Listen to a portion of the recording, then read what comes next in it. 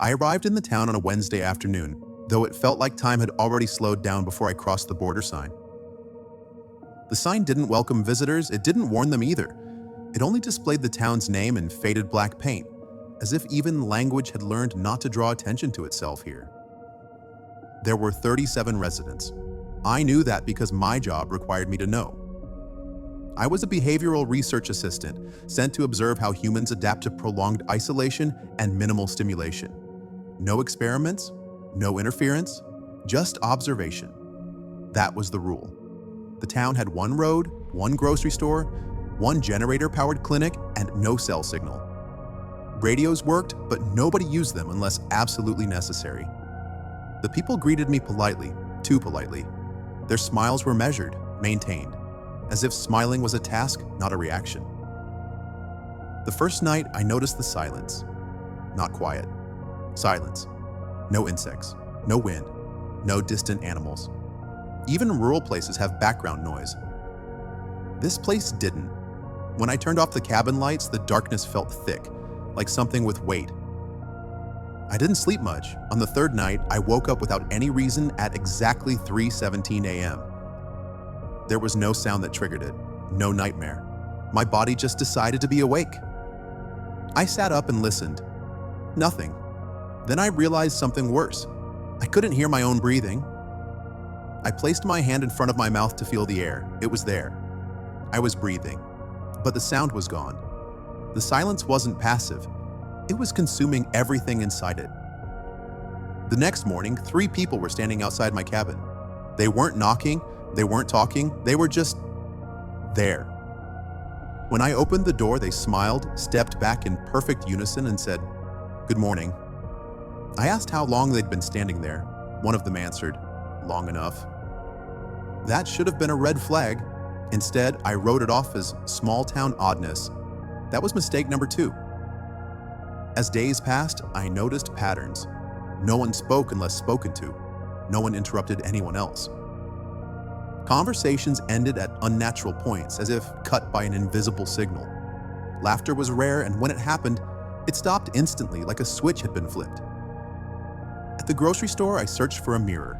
There were none, not even reflective surfaces. No polished metal, no glass with shine. When I asked about it, the store clerk said, "We don't need reminders." "Reminders of what?" I asked. She paused too long before answering. "Of ourselves." That night, I began writing everything down. Detailed notes, times, behaviors, facial expressions, silence intervals. On the 12th day, I found an entry I didn't remember writing. Same notebook, same handwriting. The sentence read, "Stop observing. You're part of the sample." I laughed out loud, mostly to hear a sound. The laugh died halfway through, the silence swallowed it. I checked the cabin for gas leaks. Carbon monoxide levels were normal. No toxins, no explanation for memory loss, which meant the problem wasn't environmental.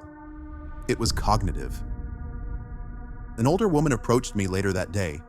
She didn't introduce herself. She leaned in close and whispered, "Don't talk to yourself." I told her I didn't. She nodded as if I'd confirmed her suspicion. Not yet. She explained that people who came here alone often started narrating their thoughts.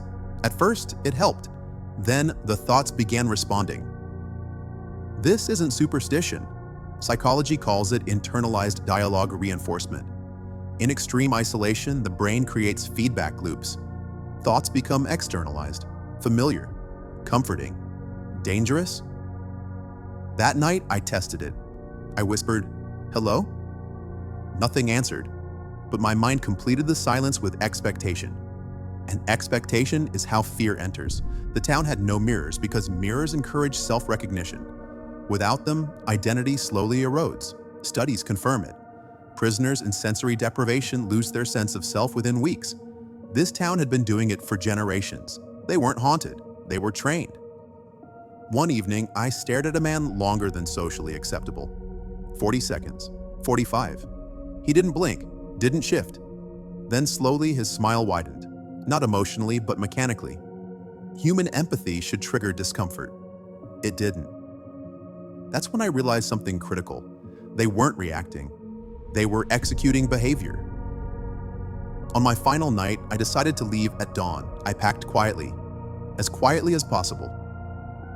As I sat on the bed waiting for first light, the silence pressed in. My thoughts slowed, then fragmented. You should leave, I thought. Another thought followed immediately, fully formed. Not mine. There is nowhere quieter. I froze. That wasn't a voice. It wasn't a hallucination. It was my own cognition completing itself without my consent. Cognitive enclosure, a real psychological phenomenon where